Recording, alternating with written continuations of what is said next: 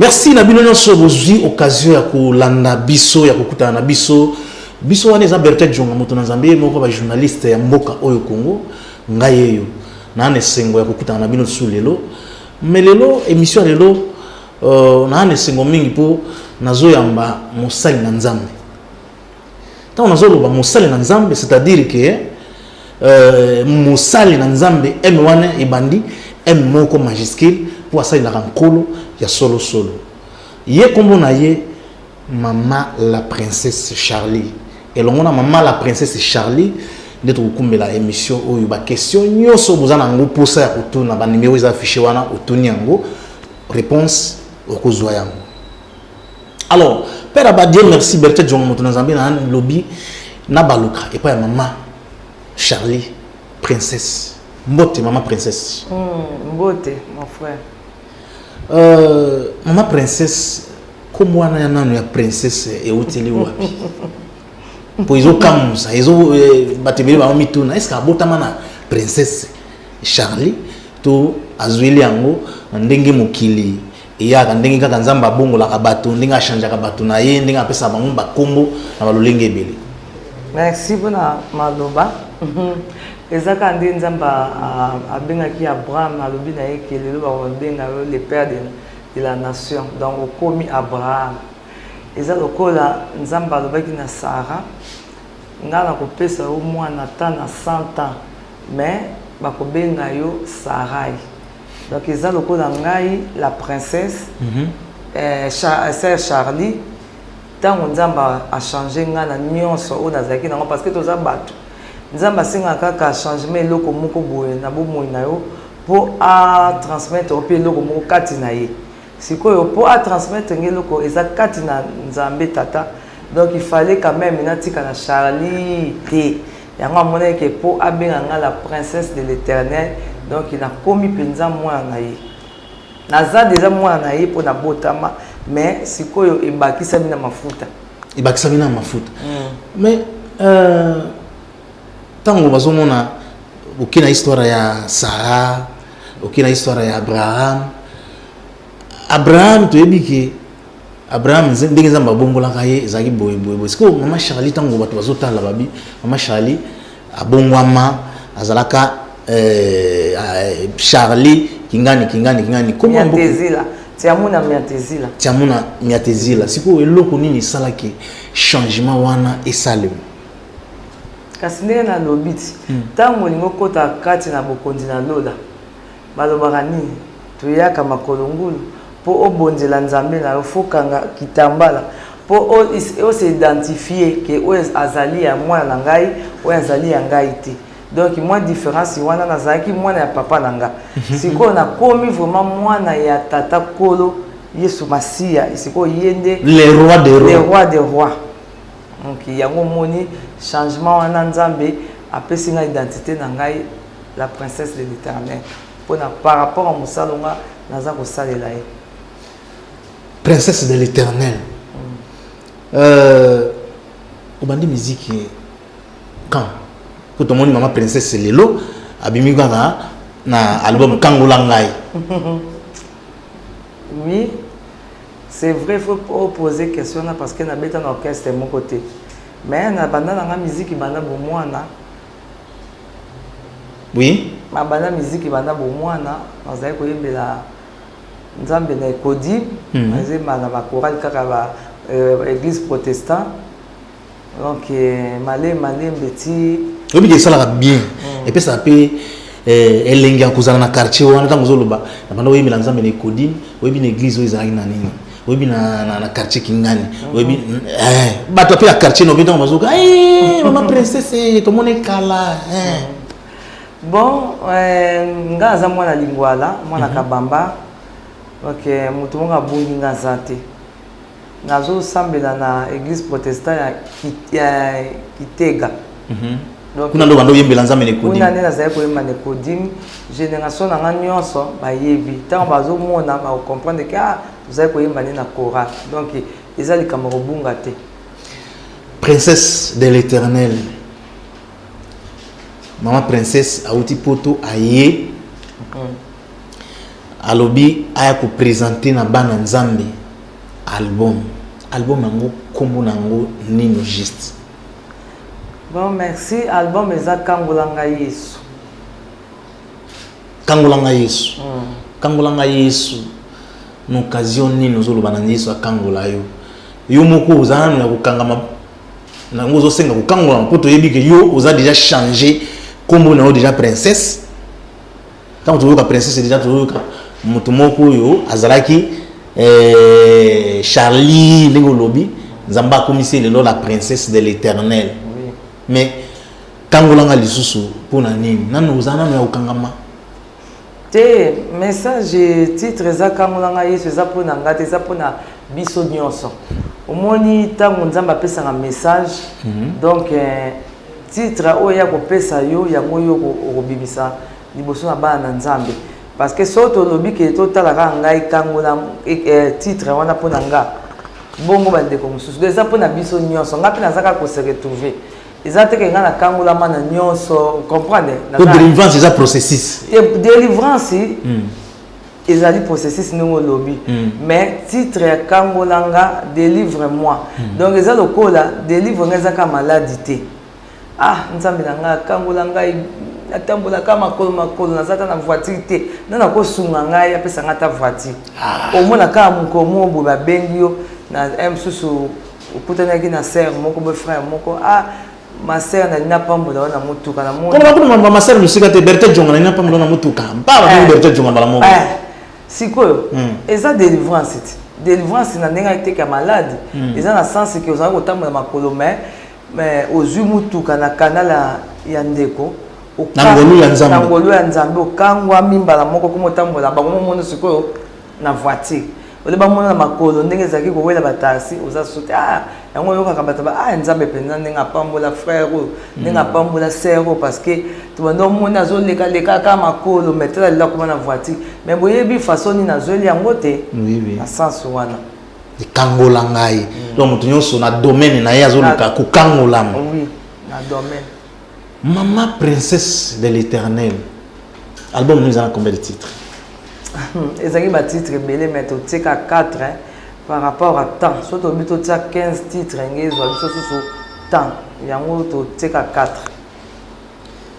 na 4 titres wana to boyiba moko na moko na 4 titres ezali Kangolanga ezali kombo na Yesu trésor caché na nkosi question nazo tuna msusu kamo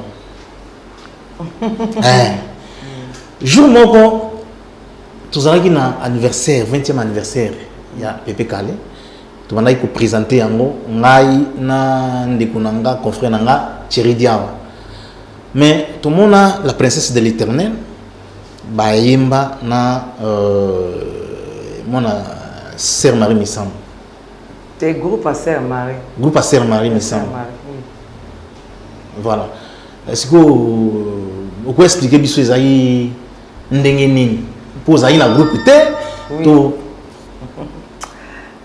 merci bon nazaki invité juste na groupe à sœur Marie tellement nazalaki fan na sœur Marie nalingaki vraiment sœur Marie mingi nalingaka pe malgré sa kufi donc nalinga vraiment nabaki na contribuer quand même na groupe na ye nazala wana soki bakosala mosala na nzambe na pona groupe en tout cas esengeli fo nazala yango etombaki bien nazalaki na kini bango mpe fali bapreste yango bainvitaka mabi sœur yaka lokola olinga groupe a sœur oya mpe koinsiste na biso yango mpe nayaki nazalaki na bango mais lelo oyo na ndenge tozali na Kinshasa bato basepeli babi tolingi tobengisa la princesse de l'Éternel Kangolanga tolingi tokangwama peut-être église moko ezali na njili eza ntango mosusu na Bakongo na Brazzaville balobi Kangolanga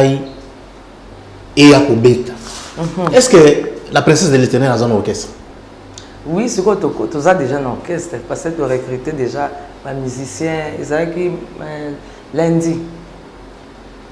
Vous recrutez déjà groupe? Oui, groupe est déjà en marche. Donc, si vous avez un peu de temps, partout. Les gens sont en Zambie. groupe ango comme na moni kasi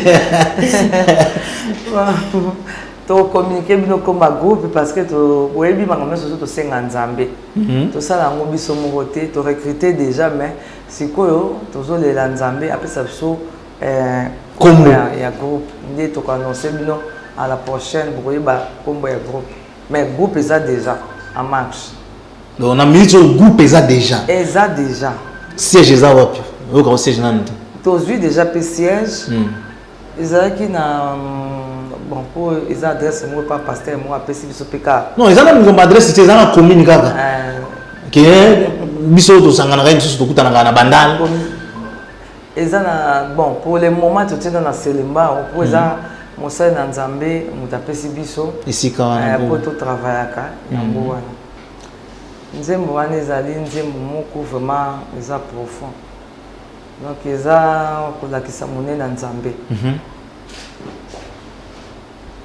ezolakisa vraiment monene na nzambe mposa nzambe eza nini na kati ya nzembo wana c'est ça titre wana kangolanga yesu voilà tolandi kangolanga yesu mais c'est très rare eloko osali po toyebi ke makambo wana mwa nini na ndenge ya kala ezalaki mingi mwa audio mais mpona nini la princesse de l'éternel aye koprésente biso audio olie ya baclip parce que nzambe azalaki d'abord on a besoin message passé après bilili bokomona yango après parce que omoni biso tozaka na besoin mingi ya baclip mutamona ndenge nini la princesse alataki ndenge nini la princesse abinaki yango nzambe asalaki au contraire alobaki nanga qu'il faut audio nde bima bato bayoka message après bakokende kotala clip sikoyo omoni ke message bato basepeli nango plus ntango bakotala mpe so clip bakosepela nango mpe kaka voilà nayoki na baaudio na yo na kati ya baaudio wana oyembi ointerpréter Sœur Marie Misamba mpona nini ebila basere oyo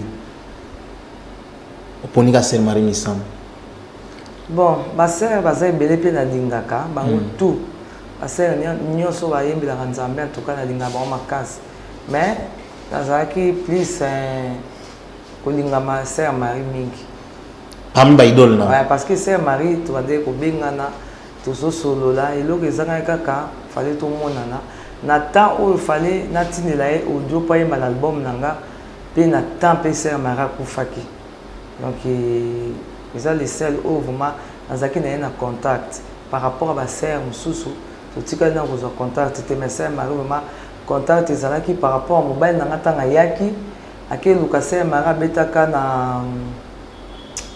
na ville na abeta place moko si je me trompe pas mais papa kendaka aluki ye aleti yango na le guide ake asololi na ye bapesani banumero apesaka nga numero na ye direct epuis nabengi ye asolola na nga très bien yango eloko wana efasona ngai par rapport a komona bayembi na nkolo mingi soki obengi okozwa ye te okozwa moto mosusu mais soki epa na ye ezalaki pa le cas yango wana emarkaka ngai atoka ntango akufaki etushaki ngai yango naza toujours mpe na groupe na ye vraiment famille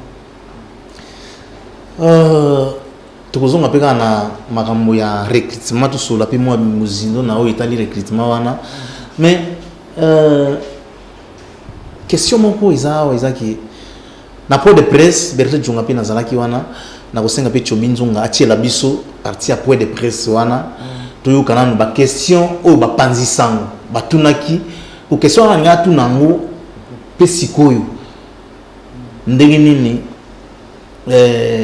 la princesse de l'éternel a pensé na ye ke abimisango na force na ye moko lié à se recourir ndenge baninga mosusu basalaka abengi mwa frère moko oyo akinda sango oyo asala kombo makasi no ntango nini wana azoprofite mpe na audience ya bato wana mais a pensé kaka collaboration peut-être ya groupe ya Sœur Marie Misamba oyo tolobi que son âme repose en paix azaki moko azaki vraiment kosala honneur le kumu ya musique ya Congo surtout na bonzambe mais kula bengaye tout le monde image à point de presse comme ça tout s'est retrouvé tout juste après.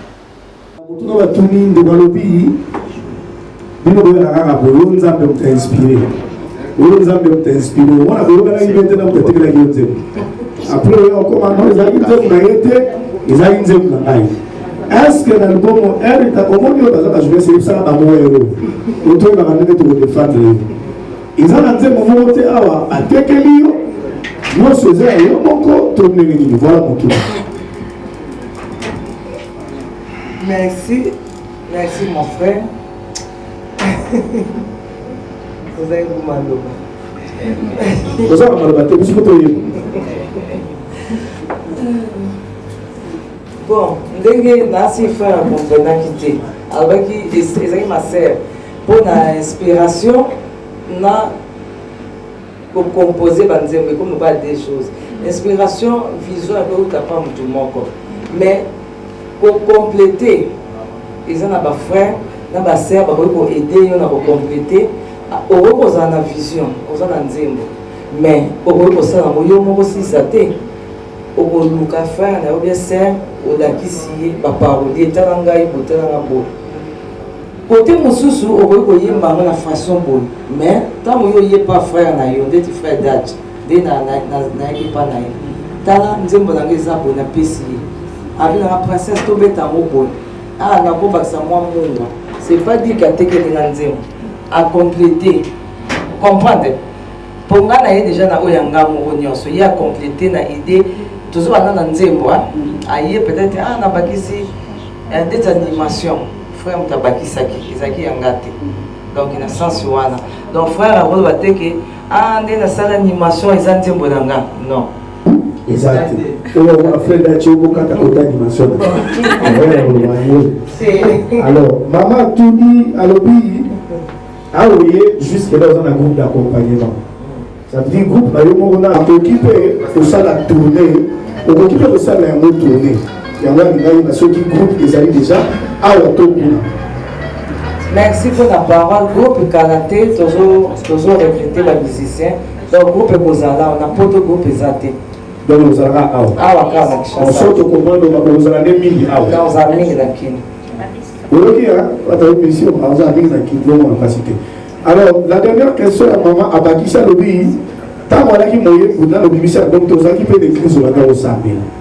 Vous avez l'église na yo na ndoko de roi OK. Il y a l'inga yoba est-ce que vous continuez là vous avez quatre églises? Pourquoi maman pasteur vous avez l'église? On a accéléré vous avez tata bolimo. Voilà, bon, normalement, dans l'église, dans un papa, l'aspect spirituel, on va encadrer parce que au moins nous avons toujours ça là, et ça a facilité. Voilà, tu as dit point de presse, na rolinga siko, moi tu as dit point de presse. Répondre biso siko yango siko yo à live boy.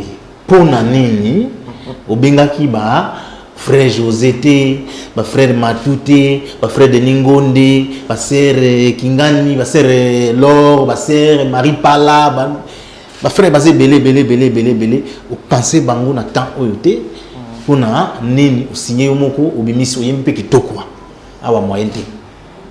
Merci. Les problèmes étaient pour nous inviter ma frère, des frères José Ndita, vraiment tous arrêtés très bien. Sœur Laure peut tous bien malgré contact exact mais avec Jésus tous ensemble. Pour vous en akati na nkolo. Tous ensemble donc encore du Christ est munene. Mais eza vision Nzambe. Omoni Nzambe tanga lobino sana chemin. À ça avec précision. Dans son Nzambe a lobina OK na lingo travailler n'intel. Ngala oboyate. Ce que le bilingue travaille na sœur intel pour asala combo frère intel asala combo na roboyate mais tant on nzamba le faut travailler nanu yomoko na mutu o moni ke motema ne ko tutama ndeto lo baga ko tutisama donc ya moni ba frère na nga ba sœur nzambe pas ko permettre to sala pe na bango ba fiti parce que ils nango bilanga na kolo ils opona nango te mais pour le moment l'album est à liboso nzambe a permettre que na travailler na nunga moko après le reste ekoya sima. Question na autour na po ezala nango. Est-ce que maman la princesse Charlie aza maman pasteur aza mbali aza pasteur toni po mingi alaka bayembi mingi zaka batali ndenge za boye mbali nanga sa l'église bayembi be mikolo bakomi pera faut mingamo bina signer ka groupe yango na tuni question wana te naza na vision ya pastorale te naza ka juste chantre de l'Éternel c'est tout donc vision anizati ka moyembi ya nzamba bengi oyembela nazaka moyembi simple esili na se limité ka na koyemba toyebi te nzambe un jour ndenga yemo nzambe ndenga changer kati yo zoloba boye ya memeli yo na boye eza kwa ndenge Jonas ye nzambe abakine faut que nous sala mission na mboka oyo mais ye akima ki akoti na kati ya mbisi pa akima nzambe mais nzambe aza na façon ni na lobanga na ko se limiter que bon na suki kana koyemba mais emsu nzambe na azomuna likolo na azomuna ke non la princesse asuki na koyemba te eza na moment moko na temps moko na komema ye na dimension oyo mais pour le moment naza na kaka moyembi. La princesse de l'Éternel lelo RDC eyambi kangolanga ndenge nini? Vraiment eyambi yango kitoko maboko mibale. Maboko mibale penza ya kufungwama bayambi yango penza mwana bota misika donc bébé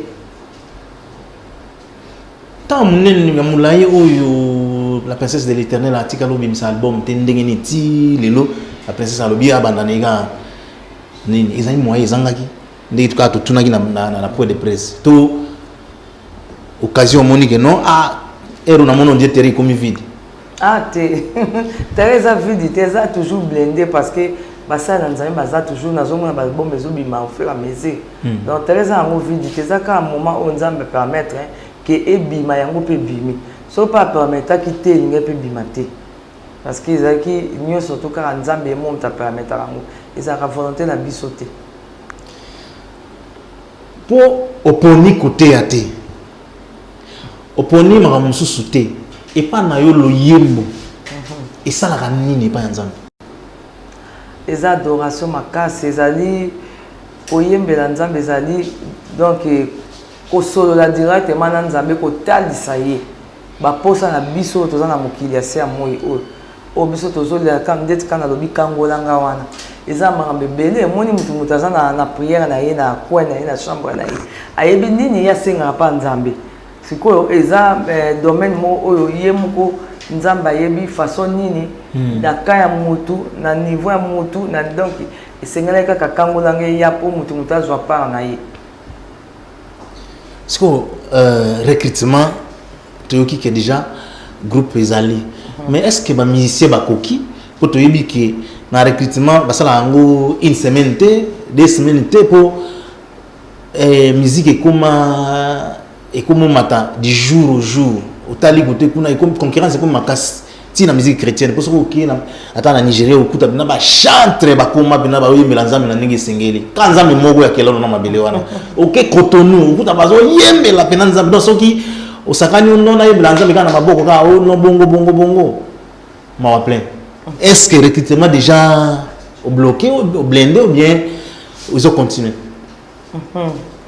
koyembela nzambe esengaka te foza so na niveau nini bien ok nango na sens nini non koyembela nzambe eza juste koadore nzambe kotalisa ye posa nini oyo tolingi nzambe asalela biso parce que soki olingi tosala ngo comme nazoyeba te spécial concurrence eza kokola tosalela nzambe te parce que nzambe azalaka simple nzambe alinga simplicité wana ozosalela ye kaka na simplicité yango wana nde nzambe alokotaka mutu nzambe alokotaka mutu na kati na troupe te na kati ya troupe po yoka louange na bino po adoration na bino non nzambe alokotaka biso na place oyo omoni ke oza mutu azotya oka te ye mpe koyembela bato nini aye pas nande na place nzambe akotia ka place wana ke oyo ndenge ngafuna récupérer mais oyo ke za place public nzambe peut-être une chose à la wana te